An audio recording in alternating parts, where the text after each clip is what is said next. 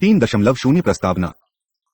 यूरोपीय संघ एक अधिराष्ट्रीय संगठन सुप्रानेशनल ऑर्गेनाइजेशन है जिसमें सदस्य राज्यों ने परस्पर सहमति से अपनी संप्रभुता सॉवरेंटी आर्थिक रूप से यूरोपीय संस्थाओं को हस्तांतरित करने का निर्णय लिया है। इन संस्थाओं का निर्माण इन्होंने स्वेच्छा से किया है तथा ये यूरोप के सामूहिक हितों का प्रतिनिधित्व करती हैं। पेरिस और रोम की मूल संधियों द्वारा निर्मित यूरोपीय परिषद, यूरोपियन काउंसिल, यूरोपीय आयोग, यूरोपियन कमीशन तथा यूरोपीय संसद, यूरोपियन पार्लियामेंट, ये 3 संस्थाएं यूरोपीय संघ का त्रिकोण है। ये संस्थाएं कुछ अन्य गौण संस्थाओं की सहायता से विभिन्न सदस्य राज्यों के लिए निर्णय लेती हैं। ये यूरोपीय विचारों को समरूपता होमोजेनेटी प्रदान करती हैं। इन संस्थाओं ने यूरोप को यूरोपीय एवं वैश्विक मुद्दों पर एक स्वर में बोलने के योग्य बनाया है। विक्टर ह्यूगो तथा जीन मोनेट जैसे यूरोपीय चिंतकों तथा राजनेताओं द्वारा एकल यूरोप संबंधी संजोया गया सपना अब पूरा होता दिखाई दे रहा है। यूरोपीय संघ की सफलता का राज इसकी संस्थाएं हैं। इन संस्थाओं का उद्देश्य राष्ट्रीय संस्थाओं का प्रतिस्थापन न होकर उन्हें और सशक्त बनाना है। ये संस्थाएं तभी कार्यरत होती है जब ऐसा अनुभव किया जाता है कि यूरोपीय स्तर के प्रयत्न राष्ट्रीय स्तर के प्रयत्नों की अपेक्षा अधिक लाभप्रद होंगे। 8 सदस्य राज्यों की राष्ट्रीय संस्थाएं तथा यूरोपीय संघ की संस्थाएं प्रतिस्पर्धी न होकर परस्पर पूरक हैं। इस इकाई में हम यूरोपीय संघ की विभिन्न संस्थाओं की रचना, कार्यों तथा भूमिका की चर्चा करेंगे। 3.1 उद्देश्य। इस इकाई के अध्ययन के पश्चात आप निम्नलिखित विषयों को समझने के योग्य हो जाएंगे। यूरोपीय संघ की शासन विधि के लिए विभिन्न संस्थाएं, यूरोपीय परिषद, मंत्रिपरिषद, यूरोपीय आयोग, यूरोपीय संसद, यूरोपीय न्यायालय की रचना, कार्य तथा भूमिका, और यूरोपीय संघ के मामलों में भाग लेने वाली अन्य संस्थाओं तथा पात्रों की उपस्थिति तथा भूमिका। 3.2 यूरोपीय परिषद। यूरोपीय परिषद यूरोपीय संघ की शीर्ष संस्था है। सभी महत्वपूर्ण नीति निर्णयों तथा विधि निर्माण के लिए प्रस्तावों का सूत्रपात यही होता है। परिषद यूरोपीय संघ के सदस्य राज्यों की इच्छा का प्रतिनिधित्व करती है। यूरोपीय आयोग यूरोपीय संघ की कार्यकारी संस्था है। इसका प्रमुख उत्तरदायित्व परिषद द्वारा लिए गए निर्णयों तथा यूरोपीय संसद द्वारा निर्मित कानूनों को कार्यान्वित करना होता है। यह यूरोपीय संघ का नौकरशाही विभाग है। यूरोपीय संसद यूरोप की जनता की इच्छा का प्रतिनिधित्व करती है। 1979 से यूरोपीय संसद का चुनाव सीधे यूरोप की जनता द्वारा किया जा रहा है। यूरोपीय न्यायालय यूरोपीय संघ की सर्वोच्च न्यायिक संस्था है। यूरोपीय न्यायालय ही यूरोपीय संघ, इसकी मूल संधियों तथा यूरोपीय संसद से संबंधित मुकदमों के बारे में निर्णय लेता है तथा सदस्य राज्यों में मानवीय अधिकारों की रक्षा करता है। जैसा कि आपको विदित है कि यूरोपीय संघ के संस्थागत ढांचे में यूरोपीय परिषद निर्णय निर्माण के बारे में एक सर्वोच्च स्तर की संस्था है। यूरोपीय परिषद की स्थापना 1974 में की गई। इसकी स्थापना की पृष्ठभूमि में अनेक नई और कठिन चुनौतियों का सामना कर पाने की असफलता की भावना थी। मार्च 1975 में सरकारों तथा राज्यों के अध्यक्षों ने नियमित विखर सम्मेलन बुलाने आरंभ किए, जो समुदाय की संस्थाओं का अनौपचारिक अंग बन गए तथा 1987 के एकल यूरोपीय अधिनियम ने इन्हें कानूनी मान्यता प्रदान कर दी। सन 2000 की नाइस संधि ने यूरोपीय परिषद को कानूनी दर्जा प्रदान कर दिया, जिसके अनुसार परिषद यूरोपीय आयोग के अध्यक्ष पद के लिए किसी व्यक्ति को मनोनीत करती है। परिषद में यूरोपीय संघ के सभी सदस्य राज्यों अथवा सरकारों के अध्यक्ष तथा यूरोपीय आयोग का अध्यक्ष होते हैं। इनकी सहायता के लिए सभी सदस्य राज्यों के विदेश मंत्री तथा यूरोपीय आयोग का एक अन्य सदस्य होता है। यूरोपीय परिषद का अध्यक्ष परिषद की प्रत्येक सभा अथवा समिति के निष्कर्षों का संक्षिप्त विवरण यूरोपीय संसद को देता है। 1990 के दशक में यूरोपीय परिषद के कम से कम 4 विखर सम्मेलन प्रति वर्ष हुए, अर्थात प्रत्येक अर्धवर्षीय आवर्ती अध्यक्षता में वो सम्मेलन। असामान्य परिस्थितियों में अब आकस्मिक सभाएं भी बुलाई जा सकती हैं। 2001 तक अध्यक्षता समाप्त होने वाले साल के 2 सम्मेलन अध्यक्षता वाले देश में ही संपन्न होते थे, परंतु 2002 अध्यक्षता समाप्त होने वाले सम्मेलन ब्रसल्स में ही होते हैं। अन्य सम्मेलन अध्यक्ष की इच्छानुसार कहीं भी हो सकते हैं। परिषद द्वारा की जाने वाली गतिविधियां सदस्य राज्यों की प्राथमिकताओं, अध्यक्ष के प्रतिबल तथा बदलती हुई परिस्थितियों तथा आवश्यकताओं के अनुसार घटती बढ़ती रहती हैं। परिषद एक व्यापक ढांचे का निर्माण कर देती है तथा प्रमुख नीतियों का प्रारंभ करती है, परंतु इनका कार्यान्वयन मंत्रिपरिषद तथा यूरोपीय आयोग पर छोड़ देती है। इसका संबंध जिन मुद्दों से है उनमें प्रमुख है संवैधानिक तथा संस्थागत सुधार, यूरोपीय आयोग का विस्तार तथा इसके अध्यक्ष एवं यूरोपीय सेंट्रल बैंक के अध्यक्षों का नामांकन। मैस्ट्रिक्ट संधि ने यूरोपीय परिषद को साझी विदेश तथा सुरक्षा नीति एवं आर्थिक तथा मौद्रिक संघ से संबंधित कुछ परिचालन ऑपरेशनल उत्तरदायित्व प्रदान किए। यह अनिवार्यतः अंतर सरकारी कार्य प्रणाली के अनुसार दायित्व निभाती है। यह उन कठिन मुद्दों पर ध्यान देती है जिन पर मंत्रिपरिषद एकमत होने में असफल रहती है। मंत्रिपरिषद के स्तर पर सीमित बहुमत मतदान पर बढ़ती निर्भरता के कारण अब परिषद को अंतिम अपील के न्यायालय के रूप में कार्य नहीं करना पड़ता। अब इसका मुख्य मुख्य कार्य नीति दिशा निर्देश तथा पहल लेने संबंधी कार्य करना रह गया है। यह समकालीन विश्व समस्याओं पर भी चर्चा करती है। यह अंतर्राष्ट्रीय मुद्दों पर एक स्वर में बोलने का प्रयत्न करती है तथा साझी विदेश तथा सुरक्षा नीति common foreign and security policy CFSP का विकास करती है। क्योंकि यूरोपीय आयोग में सभी सदस्य राज्यों तथा सरकारों के अध्यक्ष तथा यूरोपीय आयोग का अध्यक्ष निहित होते हैं, अतः इसकी सभाएं मीडिया के लिए महत्वपूर्ण घटनाएं होती है तथा अंतर्राष्ट्रीय स्तर पर भी ध्यान आकर्षित करती है। ये शिखर सम्मेलन यूरोपीय संघ की व्यापक नीतियों का निर्माण करते हैं तथा उन मुद्दों को सुलझाते हैं जिन्हें निम्न स्तर पर अर्थात मंत्री स्तर पर नहीं सुलझाया जा सका है। 3.3 मंत्री परिषद। मंत्री परिषद यूरोपीय संघ की प्रमुख नीति निर्माण संस्था है। इसका निर्माण 1950 के दशक में पेरिस तथा रोम की संधियों के माध्यम से हुआ। यह सदस्य राज्यों का प्रतिनिधित्व करती है तथा इसकी सभाओं में प्रत्येक सदस्य राज्य का एक मंत्री उपस्थित रहता है। कौन सा मंत्री सभा में उपस्थित रहेगा, यह कार्यसूची एजेंडा में चर्चित किए जाने वाले विषय पर निर्भर करता है। मंत्री परिषद की रचना इसके द्वारा विचार किए जाने वाले मुद्दों पर निर्भर करती है। उदाहरण के लिए, यदि यह पर्यावरण के मुद्दे पर चर्चा करने जा रही है तो इसमें सभी सदस्य राज्यों के पर्यावरण मंत्री होंगे तथा इसे पर्यावरण परिषद एनवायरनमेंट काउंसिल का नाम दिया जाएगा। परिषद के 9 विभिन्न संरूप है। ये हैं सामान्य तथा विदेश संबंधी मामले general affairs and external relations, आर्थिक तथा वित्तीय मामले इकोनॉमिक एंड फाइनेंशियल अफेयर्स एकोफिन, न्याय तथा गृह मामले जस्टिस एंड होम अफेयर्स, रोजगार, सामाजिक नीति, स्वास्थ्य तथा उपभोक्ता मामले employment, social policy, health and consumer affairs, प्रतिस्पर्धात्मकता, आंतरिक बाजार, उद्योग तथा शोध, competitiveness, internal market, industry and research, परिवहन, दूरसंचार तथा ऊर्जा, ट्रांसपोर्ट, टेलीकम्युनिकेशंस एंड एनर्जी, कृषि तथा मछली पालन, एग्रीकल्चर एंड फिशरीज, पर्यावरण, एनवायरनमेंट, शिक्षा, युवा तथा संस्कृति, एजुकेशन, यूथ एंड कल्चर। विश्व के अन्य देशों के साथ यूरोपीय संघ के संबंधों का संचालन सामान्य मामले तथा विदेश परिषद general affairs and external council द्वारा संपन्न होते हैं, लेकिन परिषद का यह संरूपण कॉन्फ़िगरेशन सामान्य नीतिगत मामलों के लिए व्यापक स्तर पर उत्तरदायी है। अतः इसकी सभाओं में वही मंत्री उपस्थिति होते हैं जिन्हें सदस्य राज्य की सरकारें मनोनीत करती हैं। यूरोपीय संघ की परिषद n.htm इस वेबसाइट पर ऑनलाइन पढ़ सकते हैं। यूरोपीय परिषद की तरह मंत्रिपरिषद के सदस्य भी अपने राज्य का प्रतिनिधित्व करते हैं तथा वे अपनी राष्ट्रीय सरकारों, संसद तथा नागरिकों के प्रति उत्तरदायी होते हैं। परिषद में प्रत्येक मंत्री अपनी सरकार को प्रतिबद्ध कमिट करने की शक्ति रखता है। वे अपनी सरकार का प्रतिनिधित्व कर रहे होते हैं तथा उनकी सहमति उनकी सरकार की सहमति मानी जाती है। इससे परिषद के निर्णयों में लोकतांत्रिक वैधता का आश्वासन भी मिल जाता है। परिषद के 6 प्रमुख उत्तरदायित्व है। 1. विधि निर्माण लेजिस्लेशन। यूरोपीय संघ के अधिकतर कानून परिषद तथा यूरोपीय संसद द्वारा संयुक्त रूप से अपनाए जाते हैं। नियमानुसार परिषद यूरोपीय आयोग से प्राप्त हुए प्रस्तावों पर ही निर्णय लेती है। सामान्यतया यह आश्वस्त करना यूरोपीय आयोग की जिम्मेवारी होती है कि यूरोपीय संघ के कानून एक बार पारित होने के बाद सही तरीके से लागू किए गए हैं। 2. आर्थिक तथा मौद्रिक नीति समन्वयन economic and monetary policy coordination. आर्थिक तथा वित्तीय मामलों की परिषद सदस्य राज्यों की आर्थिक एवं मौद्रिक नीतियों में समन्वय भी करती है। 3. अंतर्राष्ट्रीय संधियां तथा समझौतों का निष्पादन conclusion of international treaties and agreements. प्रत्येक वर्ष परिषद यूरोपीय संघ तथा गैर यूरोपीय देशों तथा अंतर्राष्ट्रीय संस्थाओं के साथ कई संधियों एवं समझौते करती हैं। ये समझौते व्यापार, सहयोग तथा विकास के व्यापक क्षेत्रों से लेकर वस्त्र, मछली पालन, परिवहन आदि विशिष्ट विषयों से संबंधित होते हैं। 4. बजट अनुमोदन बजट अप्रूवल। यूरोपीय संघ के वार्षिक बजट पर निर्णय मंत्रिपरिषद तथा यूरोपीय संसद द्वारा संयुक्त रूप से होता है। यदि इन दोनों संस्थाओं में समझौता नहीं होता तो नियमानुसार अनिवार्य व्यय कंपल्सरी एक्सपेंडिचर मुख्यतः कृषि व्यय तथा गैर यूरोपीय संघ के साथ अंतर्राष्ट्रीय समझौतों से उत्पन्न होने वाले व्यय पर अंतिम निर्णय मंत्रिपरिषद ले सकती है, जबकि गैर अनिवार्य व्यय तथा संपूर्ण बजट के अंतिम अनुमोदन पर संसद का निर्णय अंतिम होता है। 5. साझी विदेश तथा सुरक्षा नीति common foreign and security policy CFSP। यूरोपीय संघ एक साझी विदेश तथा सुरक्षा नीति विकसित करने में कार्यरत है। विदेशी नीति, सुरक्षा नीति तथा रक्षा ऐसे विषय हैं जिन पर सदस्य देशों की अपनी संप्रभुता है। अतः इन क्षेत्रों पर यूरोपीय संसद तथा यूरोपीय आयोग की भूमिका सीमित ही है। 6. फौजदारी मामलों में सहयोग कोऑपरेशन इन क्रिमिनल मैटर्स। फौजदारी मामलों में परिषद राष्ट्रीय न्यायालयों तथा पुलिस में सहयोग का समन्वय करती है। ऐसे मुद्दे न्याय तथा गृह कार्य परिषद द्वारा निपटाए जाते हैं। दूसरे शब्दों में न्याय अथवा गृह मंत्रियों द्वारा ही यह कार्य किया जाता है।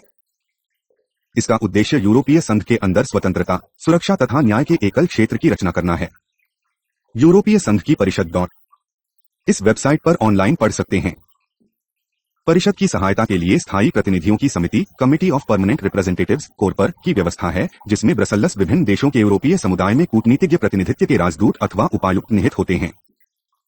स्थायी प्रतिनिधियों की समिति सामान्यतया परिषद की कार्यसूची एजेंडा तैयार करती है, छोटे मोटे गैर विवादास्पद मामलों पर समझौते करती है तथा विवादास्पद तथा अन्य मामले परिषद के निर्णय के लिए छोड़ देती है।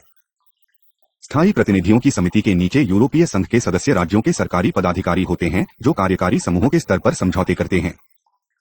जब वे किसी समझौते पर पहुंच जाते हैं तो इसे स्थायी प्रतिनिधियों की समिति तथा परिषद द्वारा औपचारिक रूप दे दिया जाता है। परिषद तथा इसकी प्रारंभिक संस्थाओं के साथ यूरोपीय संघ के 3000 पेशेवर लोक सेवक करियर सिविल सर्वेंट्स सहयोग देते हैं। परिषद की अध्यक्षता यूरोपीय संघ के देशों के बीच हर 6 महीने के बाद बारी बारी से घूमती रहती है। प्रत्येक सदस्य राज्य अपनी बारी आने पर परिषद की अध्यक्षता संभालता है तथा 6 महीने के लिए इसकी सभाओं की अध्यक्षता करता है। अध्यक्षता संभालने वाला देश यूरोपीय आयोग की सलाह से तैयार की गई कार्यकारी योजनाओं को पूरा करने का प्रयास करता है। यह वैधानिक तथा राजनीतिक निर्णयों को प्रोत्साहित करता है तथा विभिन्न सदस्य राज्यों के बीच समझौते करवाता है।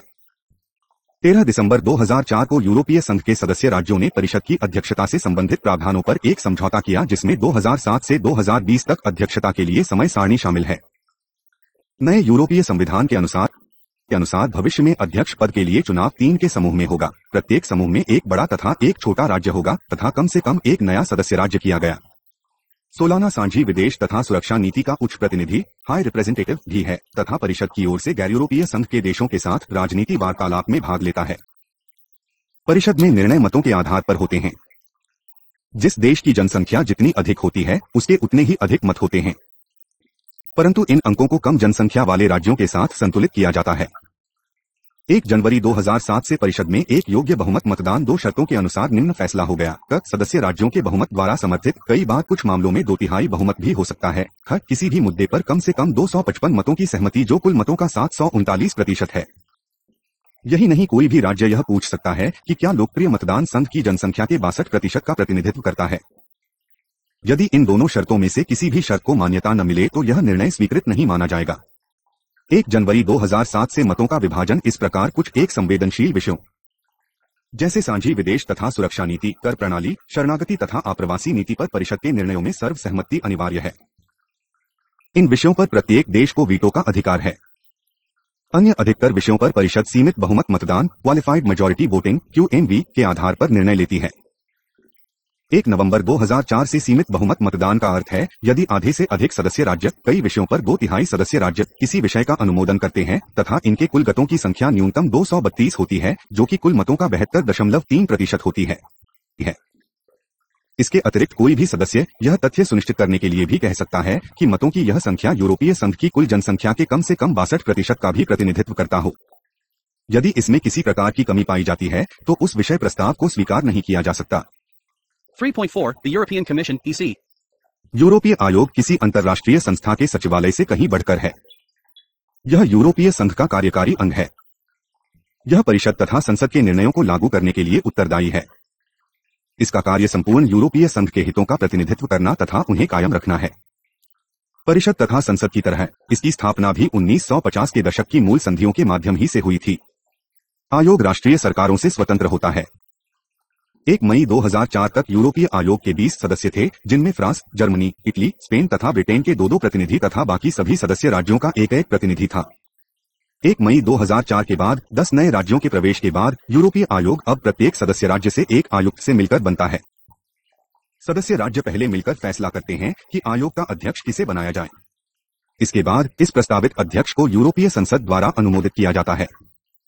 यह प्रस्तावित अध्यक्ष अन्य सदस्य राज्यों की सलाह से आयोग के अन्य सदस्यों का चुनाव करता है, जिन्हें आयुक्त कहा जाता है। नई संसद आयोग के सभी सदस्यों का व्यक्तिगत स्तर पर साक्षात्कार करती है तथा संपूर्ण आयोग पर अपना मत देती है। संसद के अनुमोदन के बाद नया आयोग आने वाली जनवरी से आधिकारिक रूप से अपना कार्यभार संभाल सकता है। आयोग के आयुक्तों की नियुक्ति प्रत्येक सदस्य राज्य की सरकारों द्वारा होती है, परंतु इसे संसद की सहमति मिलना आवश्यक है। अस्वीकृति की अवस्था में सदस्य राज्य को नया सदस्य नियुक्त करना पड़ता है। सबसे पहले यूरोपीय संघ के सदस्य राज्य परस्पर परामर्श के आधार पर आयोग के अध्यक्ष की नियुक्ति करते हैं तथा उसे प्रत्येक सदस्य राज्य के संभावित आयुक्तों की एक सूची भी थमा दी जाती है। बाद में अध्यक्ष की सिफारिशें पर अन्य आयुक्तों की नियुक्ति की जाती है। ऐसे प्रत्ययन किए जाते हैं कि उन्हीं व्यक्तियों का नाम आयुक्त के लिए प्रस्तावित किया जाए जो अध्यक्ष की मर्जी के हों ताकि आयोग एक टीम के रूप में आसानी से कार्य कर सके। हालांकि आयोग के सदस्य यूरोपीय संघ के विभिन्न सदस्य राज्यों से आते हैं, परंतु वे आयोग में अपने देश का नहीं बल्कि संपूर्ण संघ के हितों का प्रतिनिधित्व करते हैं। वे आयुक्त प्रायः उच्च स्तरीय नेता, प्रशासक अथवा प्रतिष्ठित विद्वान होते हैं। सभी आयुक्तों को कुछ विभाग आवंटित कर दिए जाते हैं तथा आयोग का अध्यक्ष इनके विभागों में फेरबदल भी कर सकता है। आयोग की नियुक्ति 5 साल के लिए होती है, जो कि यूरोपीय संसद के चुनाव के 6 महीने के अंदर हो जाती है। परंतु संसद यदि चाहे तो इसके विरुद्ध निंदा प्रस्ताव सेंशर मोशन पारित करके इसे भंग कर सकती है। आयोग सामूहिक स्तर पर संसद के प्रति तथा प्रत्येक आयुक्त व्यक्तिगत स्तर पर आयोग के अध्यक्ष के प्रति उत्तरदायी है। यदि अध्यक्ष चाहे तो किसी आयुक्त विशेष को त्यागपत्र भी देना पड़ सकता है, परंतु इसके लिए अन्य आयुक्तों की सहमति भी आवश्यक है।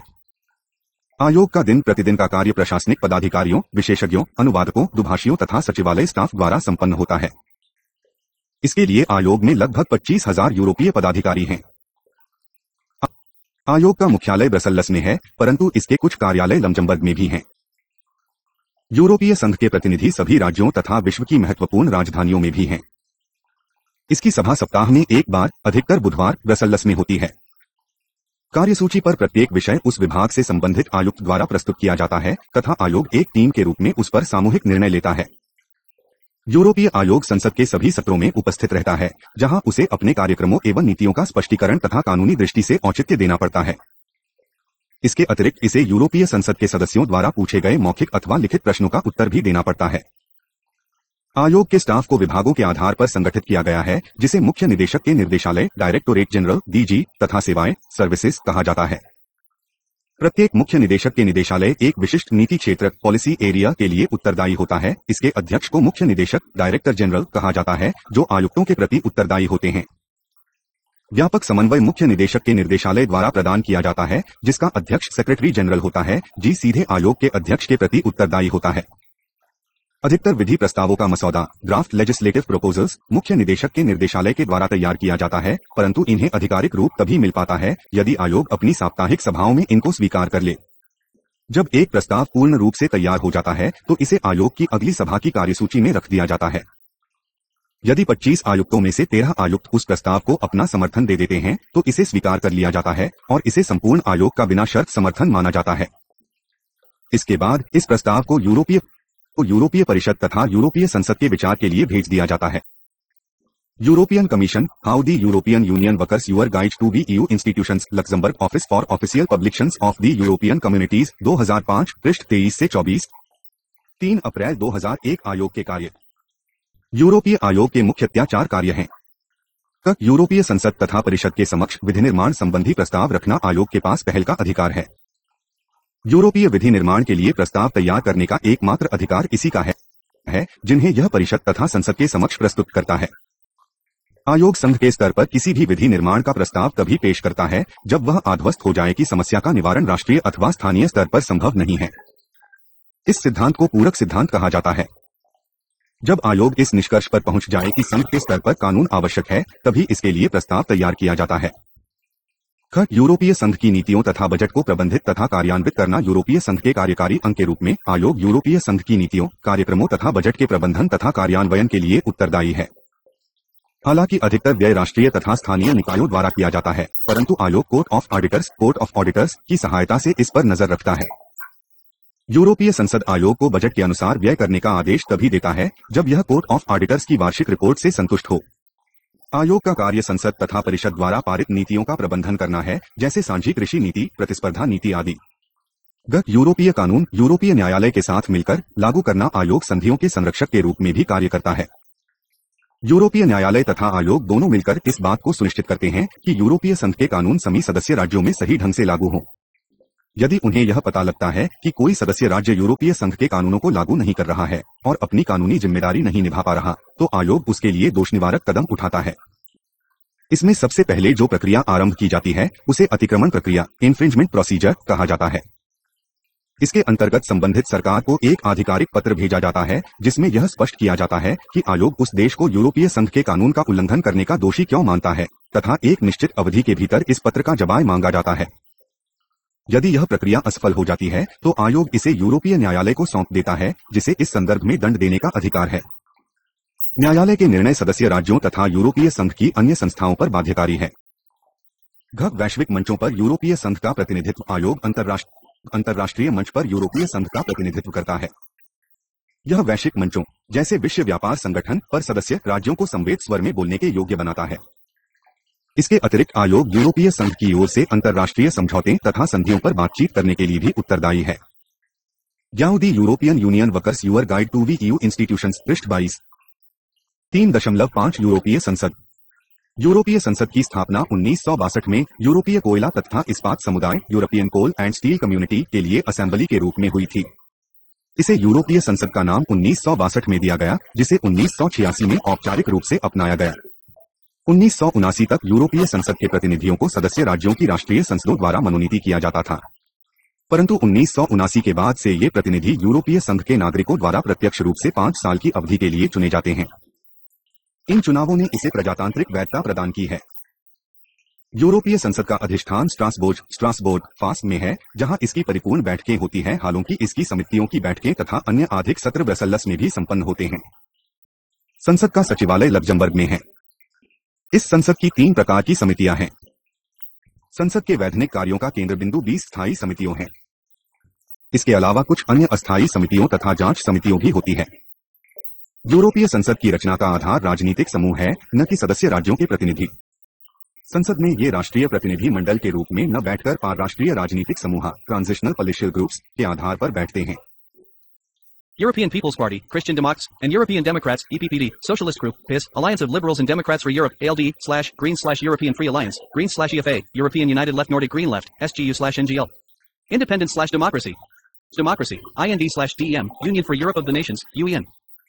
ये सभी समूह मिलकर यूरोप से संबंधित विचारों के सभी दृष्टिकोणों का प्रतिनिधित्व करते हैं और जिनमें यूरोपीय संगठन के कट्टर समर्थकों से लेकर संदेहवादी सभी शामिल हैं। 3 मई 2001 संसद के कार्य। यूरोपीय संसद के मुख्यतः 3 कार्य है। विधि निर्माण लेजिस्लेशन। यूरोपीय संसद परिषद के साथ विधि निर्माण की शक्ति की भागीदार है, अर्थात यूरोपीय कानूनों, निर्देश, नियमन, निर्णय आदि डायरेक्टिव्स, रेगुलेशंस, डिसीजंस को अंगीकार करने की शक्ति है। आयोग से प्राप्त विधायी प्रस्तावों पर संसद में 1, 2 अथवा 3 पठनों की आवश्यकता होती है, जो वैधानिक प्रक्रिया की प्रकृति पर निर्भर करती है, अर्थात सहनिर्णय, तालमेल, सहमति अथवा सहयोग। यूरोपीय संघ में अधिकतर विधि निर्माण के लिए सहनिर्णय कोडिसिजन की विधि अपनाई जाती है। इस प्रक्रिया में यूरोपीय परिषद तथा संसद की स्थिति समान होती है और यह अधिकतर क्षेत्रों में विधि निर्माण पर लागू होती है। कुछ क्षेत्रों जैसे कृषि, आर्थिक नीति, वीसा, अप्रवास जैसे विषयों पर केवल परिषद ही कानून बना सकती है, परंतु उसे यूरोपीय संसद की सलाह लेना जरूरी होता है। इसके अतिरिक्त कुछ अन्य विषयों पर भी संसद की सहमति अनिवार्य होती है, जैसे नए देशों को यूरोपीय संघ में सम्मिलित करने की स्वीकृति देना। यूरोपीय संसद आयोग के वार्षिक कार्यक्रमों का परीक्षण करके नई विधि निर्माण के लिए प्रेरणा देती है, नए संभावित कानूनों के बारे में विचार करती है तथा आयोग को इसके लिए प्रस्ताव प्रस्तुत करने के लिए अनुरोध करती है। इन क्षेत्रों में यदि यूरोपीय संसद के सदस्य अपने परिशुद्ध बहुमत एब्सोल्यूट मेजॉरिटी से परिषद की किसी साझी स्थिति कॉमन पोजीशन के विरुद्ध मत देते हैं, तो संसद उस विधि प्रस्ताव को रद्द करने का अधिकार रखती है। तथापि ऐसे मामलों को समझौता समिति कॉन्सिलिएशन कमेटी के समक्ष में रखा जा सकता है। अम्स्टरडम संधि ने 23 तथा नाइस संधि ने 7 ऐसे नए क्षेत्र जोड़ दिए जिनके विधि निर्माण के लिए सहनिर्णय की प्रक्रिया लागू की गई। यूरोपीय संघ के बजट को स्वीकार करने के लिए यूरोपीय संसद तथा परिषद की शक्ति समान है। आयोग बजट का एक प्रारूप ड्राफ्ट प्रस्ताव प्रस्तुत करता है, जिस पर परिषद तथा संसद दोनों बहस करते हैं। संसद यदि चाहे तो इस बजट को अस्वीकार कर सकती है और यह अतीत में ऐसा कई बार कर भी चुकी है। यदि ऐसा होता है तो सारी बजट प्रक्रिया दोबारा से आरंभ की जाती है। यूरोपीय संघ के नीति निर्माण को प्रभावित करने के लिए यूरोपीय संसद ने बजट पारित करने की शक्ति का कई बार प्रयोग किया है। यह उल्लेखनीय है कि संघ के कृषि पर अधिकतर व्यय पर संसद का कोई नियंत्रण नहीं है। सहयोग प्रक्रिया कोऑपरेशन प्रोसीजर के अंतर्गत आयोग द्वारा प्रस्तावित ड्राफ्ट निर्देशों तथा नियमों पर संसद अपनी राय दे सकती है तथा आयोग इस राय के संदर्भ में उन निर्देशों तथा नियमों में आवश्यक संबोधन कर सकता है। सहमति प्रक्रिया असेंट प्रोसीजर के अंतर्गत, जिसे 1986 में आरंभ किया गया था, कुछ एक विषयों पर संसद की सहमति अनिवार्य है, जैसे आयोग द्वारा किए गए सभी अंतर्राष्ट्रीय समझौते, यूरोपीय संघ के विस्तार का कोई भी प्रस्ताव अथवा कुछ अन्य विषय जैसे चुनाव नियमों में किसी भी प्रकार का परिवर्तन। Pascal Fontaine, Europe in 12 lessons, Luxembourg यूरोपीय समुदायों के सरकारी प्रकाशन का कार्यालय, 2004, पृष्ठ 19। ख यूरोपीय संघ की संस्थाओं पर प्रजातांत्रिक पर्यवेक्षण democratic supervision over the EU institutions. यूरोपीय संसद यूरोपीय संघ की संस्थाओं पर सामान्य तथा आयोग पर विशेष प्रजातांत्रिक पर्यवेक्षक का कार्य करता है। ऐसा यह कई तरीकों से करती है। जब एक नए आयोग का गठन होता है तो इसके सदस्य विभिन्न सदस्य राज्यों की सरकारों द्वारा मनोनीत किए जाते हैं, परंतु संसद की स्वीकृति के बिना उनकी नियुक्ति नहीं की जा सकती। यूरोपीय संसद प्रत्येक उम्मीदवार का व्यक्तिगत स्तर पर साक्षात्कार करती है, जिसमें आयोग का अध्यक्ष भी शामिल होता है, और उसके बाद यह मत द्वारा संपूर्ण आयोग को स्वीकृति देती है। अपनी पूरी अवधि में आयोग राजनीतिक दृष्टिकोण से संसद के प्रति उत्तरदायी रहता है, जो एक निंदा प्रस्ताव पारित करके आयोग को सामूहिक रूप से त्यागपत्र देने के लिए मजबूर कर सकती है। इसके अतिरिक्त संसद वार्षिक सामान्य report, annual general report, budget के कार्यान्वयन संबंधी रिपोर्ट तथा आयोग द्वारा भेजी गई अन्य रिपोर्टों का भी परीक्षण करती है। यूरोपीय संसद के सदस्य आयोग से प्रश्न पूछ सकते हैं तथा आयोग इनका उत्तर देने के लिए कानूनी दृष्टिकोण से बाध्य है। इसी तरह संसद परिषद के कार्यों पर भी नजर रखती है। संसद के सदस्य नियमित रूप से परिषद से प्रश्न पूछते रहते हैं। परिषद का अध्यक्ष यूरोपीय संसद के सभी परिपूर्ण सत्रों में उपस्थित रहता है तथा महत्वपूर्ण बहसों में हिस्सा लेता है। इसके अतिरिक्त यूरोपीय संसद नागरिकों के आवेदन पत्रों पर भी विचार करती है तथा आवश्यकता पड़ने पर जांच समितियों का भी गठन करती है, और अंत में संसद यूरोपीय संघ के शिखर सम्मेलन अथवा यूरोपीय परिषद की सभाओं के लिए आवश्यक सामग्री प्रदान करती है। प्रत्येक शिखर सम्मेलन के उद्घाटन पर संसद के अध्यक्ष को यूरोपीय परिषद की कार्यसूची के विषयों तथा मुद्दों पर संसद के विचार तथा दृष्टिकोण प्रस्तुत करने के लिए आमंत्रित किया जाता है। यूरोपीय संघ के बजट पर नियंत्रण, control over the L budget. यूरोपीय संघ का बजट संसद तथा परिषद दोनों द्वारा मिलकर पारित किया जाता है। संसद इस पर लगातार 2 पठनों में बहस करती है तथा यह बजट उतनी देर तक लागू नहीं किया जा सकता जब तक संसद का अध्यक्ष इसके ऊपर अपने हस्ताक्षर नहीं कर देता। संसद की बजट नियंत्रण समिति, parliaments committee on budgetary control, budget के खर्च पर नजर रखती है, और हर साल संसद इस निर्णय को स्वीकृति देती है कि क्या पिछले वित्त वर्ष में आयोग ने बजट का सही तरीके से संचालन किया है या नहीं। इस स्वीकृति प्रक्रिया को ग्रांटिंग अ डिस्चार्ज का नाम दिया जाता है। How the European union workers your guide to the EU institution, ये पृष्ठ 11 से 12। यूरोपीय संसद राष्ट्रीय संसदों के कार्यों का अतिक्रमण करने की कोई इच्छा नहीं रखती। यह राष्ट्रीय संसदों की पूरक है, उनकी प्रतिद्वंद्वी नहीं। यूरोपीय आयोग के सदस्यों की नियुक्ति संसद द्वारा होती है और वे यूरोपीय संसद की इच्छानुसार पद पर बने रहते हैं। यूरोपीय आयोग को भी संसद के एक निंदा प्रस्ताव द्वारा भंग किया जा सकता है। यूरोपीय संसद के कार्यों को 2 चरणों में बांटा गया है। पहला चरण संपूर्ण सत्र के लिए तैयारी करना होता है। यह कार्य संसद सदस्यों द्वारा विभिन्न संसदीय समितियों के माध्यम से किया जाता है, जो यूरोपीय संघ की गतिविधियों के विशेष क्षेत्रों के विशेषज्ञ होते हैं। बहस संबंधित विषयों पर भी विभिन्न राजनीतिक समूहों में पहले से बातचीत हो जाती है। दूसरा चरण परिपूर्ण सत्र होता है। संपूर्ण सत्र प्रायः स्ट्रासबर्ग में हर महीने में 1 सप्ताह के लिए होते हैं, या ये कई बार ब्रसेल्स में केवल 2 दिन के लिए होते हैं। इन सत्रों में संसद प्रस्तावित विधि का परीक्षण करती है तथा संपूर्ण मूल पाठ पर निर्णय लेने से पहले संबोधनों पर मतदान करती है। कार्यसूची में अन्य विषय परिषद अथवा आयोग से प्राप्त होने वाले संदेश अथवा यूरोपीय संघ या विश्व की ताजा स्थिति हो सकते हैं। यूरोपीय संसद के 3 कार्यस्थल है: ब्रसेल्स, बेल्जियम, लग्जमबर्ग तथा स्ट्रासबर्ग कास। लग्जमबर्ग में प्रशासनिक कार्यालय अथवा सामान्य सचिवालय जनरल सेक्रेटेरिएट है। संपूर्ण संसद की सभाएं, जिन्हें प्रारंभिक सत्र प्लीनरी सेशंस कहा जाता है, स्ट्रासबर्ग व कमीक भी ब्रसेल्स में होती हैं। संसद की समितियों की बैठकें ब्रसेल्स में होती हैं। संसद का स्थान ब्रसेल्स से स्ट्रासबर्ग में स्थानांतरण के कारण संसद सदस्यों को कई परेशानियों का सामना करना पड़ रहा है, जिससे संघ पर वित्तीय बोझ भी बढ़ गया है। 3.8 यूरोपीय न्यायालय। लग्जमबर्ग में स्थित यूरोपीय न्यायालय, यूरोपियन कोर्ट ऑफ जस्टिस (ईसीजे) या जिसे केवल न्यायालय कहा जाता है, की स्थापना 1962 में यूरोपीय कोयला तथा इस्पात समुदाय द्वारा की गई थी। इस न्यायालय में प्रत्येक सदस्य राज्य से एक जज का चुनाव किया जाता है। इस समय इसके 27 न्यायाधीश हैं। कार्यकुशलता को ध्यान में रखते हुए यह न्यायालय संपूर्ण न्यायपीठ के रूप में कभी भी नहीं बैठता। यह सामान्यतया 13 न्यायाधीशों की ग्रांड चैम्बर अथवा 3 या 5 न्यायाधीशों की पीठ में अपना कार्य करता है। इसकी सहायता के लिए 8 मुख्य वकील एडवोकेट जनरल्स होते हैं, जिनका कार्य न्यायालय के सामने तर्कसंगत कानूनी राय प्रस्तुत करना होता है। इन्हें यह कार्य सार्वजनिक रूप से और पूर्ण निष्पक्षता से करना होता है। न्यायाधीश तथा मुख्य वकील वे लोग होते हैं जिनकी निष्पक्षता किसी भी प्रकार के संशय से ऊपर होती है। इनके पास वे योग्यताएं तथा क्षमताएं होती हैं जो अपने देशों में उच्चतम न्यायिक पदों के लिए आवश्यक होती है। यूरोपीय न्यायालय में इनकी नियुक्ति यूरोपीय संघ के सदस्य राज्यों की सरकारों के बीच संयुक्त समझौते के आधार पर होती है। प्रत्येक न्यायाधीश तथा मुख्य वकील की नियुक्ति 6 साल के लिए होती है तथा इन्हें दोबारा भी नियुक्त किया जा सकता है।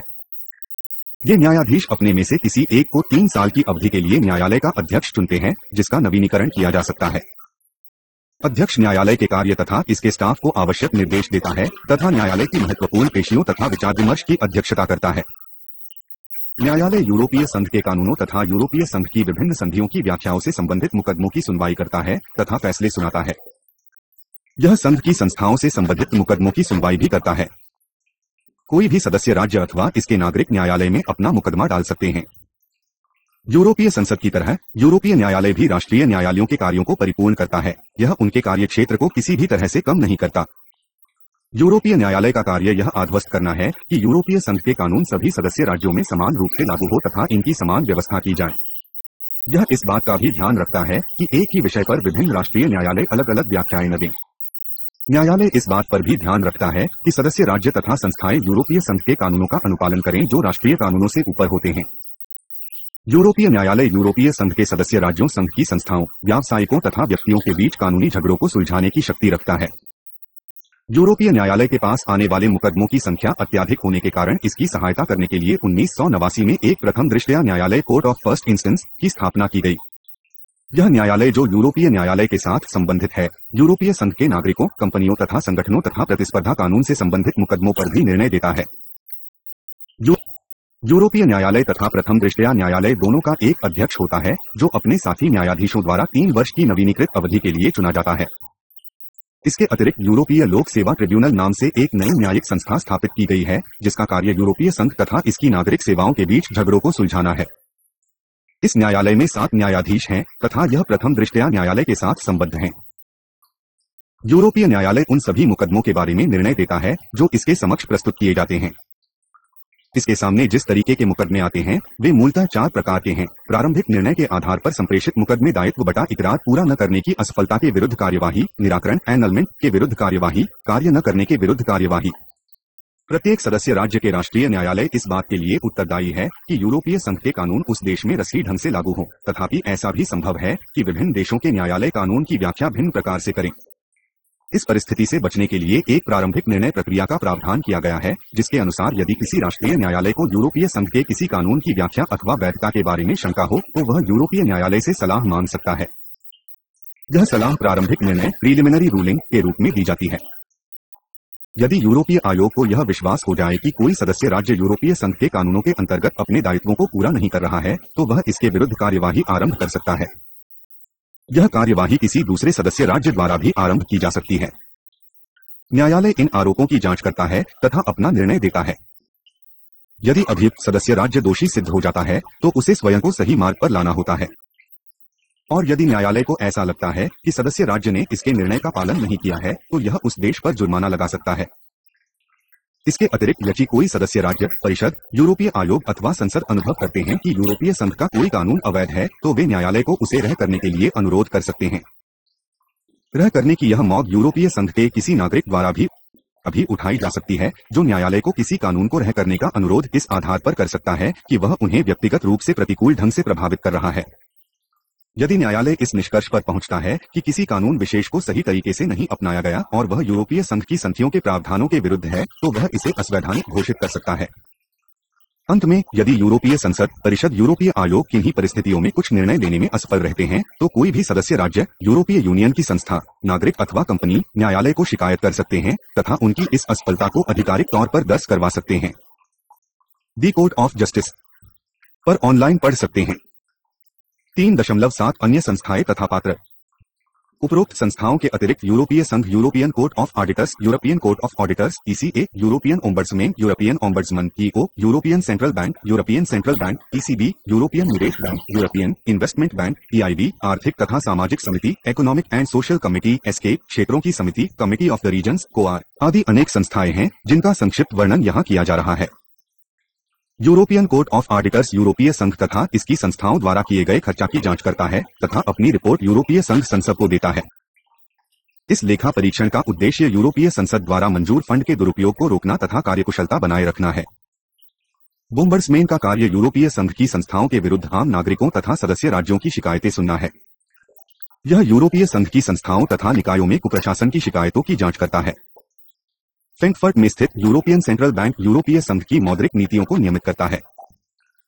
इन संस्थाओं के अतिरिक्त यूरोपीय संघ के कुछ अन्य निकाय हैं जो विशिष्ट भूमिका निभाते हैं। यूरोपियन आर्थिक तथा सामाजिक समिति कर्मचारियों, गालिकों तथा संपूर्ण नागरिक समाज का प्रतिनिधित्व करती है। क्षेत्रों की समिति क्षेत्रीय तथा स्थानीय सत्ताओं का प्रतिनिधित्व करती है। यूरोपियन निवेश बैंक यूरोपीय संघ की निवेश परियोजनाओं को वित्तीय सहायता देता है तथा यूरोपीय निवेश कोष के माध्यम से छोटे व्यापारियों की सहायता करता है। इसके अतिरिक्त कुछ तकनीकी, वैज्ञानिक तथा प्रबंधन कार्यों को संपन्न करने के लिए कुछ विशिष्ट अभिकरणों स्पेशलाइज्ड एजेंसीज की स्थापना की गई है। ये अभिकरण यूरोपीय संघ की संस्थाओं के अंग नहीं हैं। इन्हें यूरोपीय संसद के कानूनों के माध्यम से विशिष्ट कार्यों को संपन्न करने के लिए स्थापित किया गया है। इनमें से कुछ अभिकरण है Eurojust, European defence agency, European defence agency तथा European maritime safety agency, European maritime safety agency आदि। ये अभिकरण अपने नामों के अनुरूप विभिन्न कार्य करते हैं।